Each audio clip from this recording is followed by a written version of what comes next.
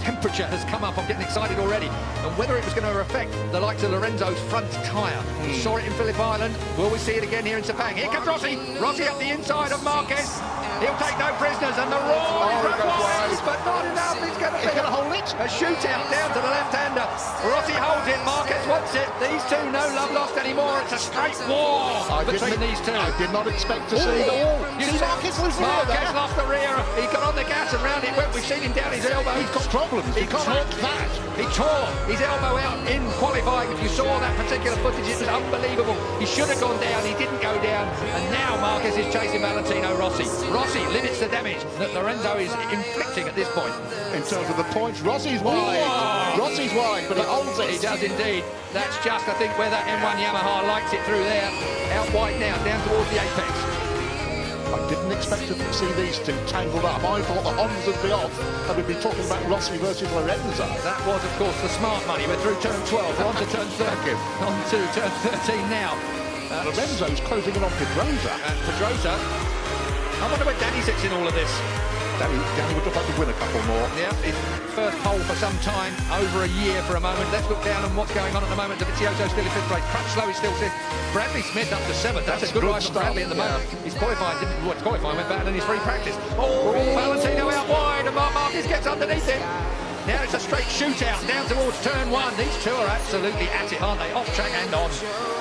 Honda does not last by. Oh, yes it does. Does now. On the brakes. Marquez, did he make the apex? Barely. Just. Valentino, there was a yard, and Valentino took it. We're going to see that all the way through. And of course, what's going to happen while these two are playing like this? The front two are going to clear off. Are you accusing Marquez of playing with Valentino Rossi so Jorge Lorenzo could escape? It was the wrong words. I'll take it back. There's no playing going on here. They're both as serious as they can be. Here comes Marquez up the inside. And that blocks off Valentino again. This is an absolute war. We saw them come together at Argentina when front wheel touched back wheel. That really cost Marquez. It slung him up the road massively. This time, look at that. That's tough. Very fair. No, it's fair. Of course. Tough, but fair. Brilliant motorcycle racing. Two of the very best in the world. An icon, a legend. Two of the best up by a youngster. Two of the best we've ever seen in the world. So, Sepang, if we've got any Formula 1 fans in the crowd, certainly here at Sepang, you're going to see more passes in this lap between these two. You'll probably see the entire race on track. That is turn 9 up there. Oh, now, that through 10, rising up to 11. Quick nod to Marco Simoncelli here, and again, Valentino Rossi. He lost the front, he lost the front. He looks to the right, he lost the front, and through comes Marquez again. These two are at it. This is walking. One is 22, one is 36.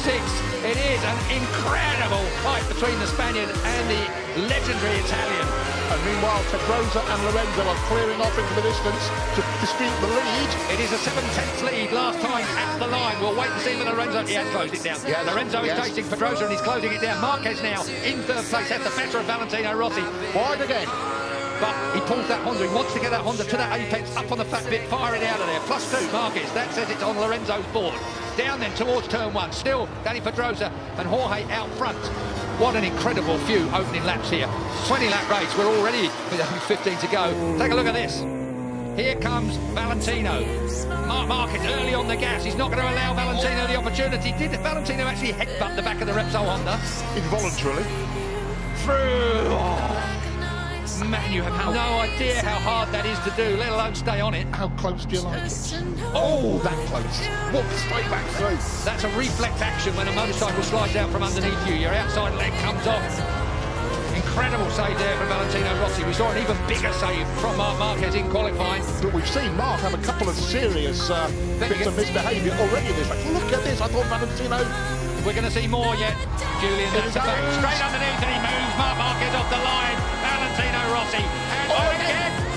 Feet off the footrest, looks round. This is Barry Sheen versus Kenny Roberts, 1979, ladies and gentlemen, and everybody's shaking their heads. Out goes Valentino again. Marquez, this is personal. This is a real personal fight. Valentino thinks he's been interfering with deliberately there. That's what that gesture was about. This is proper racing, if you ask me, Julian. I agree with you. I don't think it's got anything to do other than the fact there's two top men, egos and performances fighting around this Sepang racetrack. And all the time, Valentino's lead in the championship is being whittled away by Jorge Lorenzo out front. Underneath, that's two lines you can get through there quite neatly. It's when they touch, it's the problem. So, once again, Marquez in front of Valentino Rossi. the M1 and the Repsol 21-3V look so similar, Julian, around in different places on this track.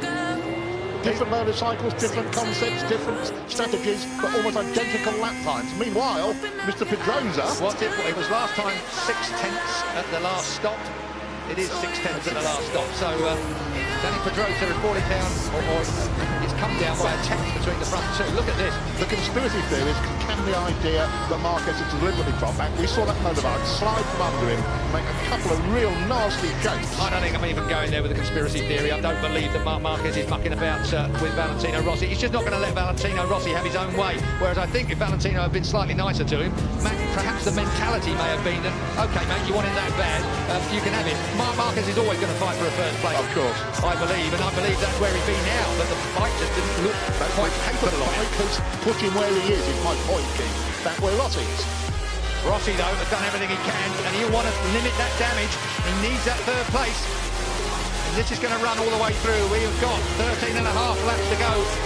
And looking back down, 2.7 seconds last time I looked from Lorenzo to Marquez in third place. And still 0.6 in the first two.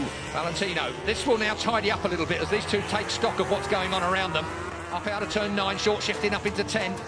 Up through turn 10 they go. And as you look for 11, 65 mile an hour at turn 11, as a bit of curb comes Marquez's way and Valentino runs a little wide. Then that's turn 12. This is 140 odd mile an hour through there in third gear. It's a hell of a... Oh! And did Rossi stay on? He did, as we're at turn 13, back to second gear now for the 55 mile an hour. Rossi runs him out! Rossi ran him out! There is going to be a race direction investigation over there. There is going to be Mike Webber race direction. Is Valentino Rossi, the legend, going to get a penalty? He will get a penalty, I'm fairly sure of that. It almost looked like he looked up and nudged Marquez off the track. This is controversy that moves onto the track. We have had all the controversy off track and in the press conference. Now we have got real trouble coming away. Let's have a look at it. Marquez gets underneath him here. He's hard on Valentino Rossi there. But as they look across, again, with a minute. Here we go. Yeah. Marquez shoves it up the inside. Valentino Rossi has to concede. It's fair from Marquez there. This is the point. Valentino looks at him and runs him out wide and then tangles up with him. I'm afraid, I'm very sorry, and I am a Valentino Rossi fan through and through, but that was not good riding. That was a personal swipe at the ex-world champion, the soon-to-be ex-world champion. That is Marquez coming down pit lane. Controversy here in Sepang. I can hear the stampede of Livio Supo's feet heading for Mike Webb's office. He left before Marquez hit the floor. Mike Webb, race director, he's had difficult decisions to make all the way through here. HRC will be putting in a... There is Livio Supo, the man that's got this shaved head. He's not even following Mark into the seat, but I think everybody that saw that... Well, I want to see it again, but that really looked like Valentino Rossi to me. Ran Marquez wide, he was looking at him, he knew he was there. It's to be reviewed after the race, I'm told. Well, obviously. Sherlock comes to mind there. He's looking at him, he runs him out wide, look. And then he gets tangled up with him. I don't think he intentionally tangled with him. That's a point worth making. I don't think Valentino Rossi intentionally tangled with him, but he did intentionally running out wide, which caught part of the Repsol Honda motorcycle. Can I ask you a question? How would you run out if you missed a gear?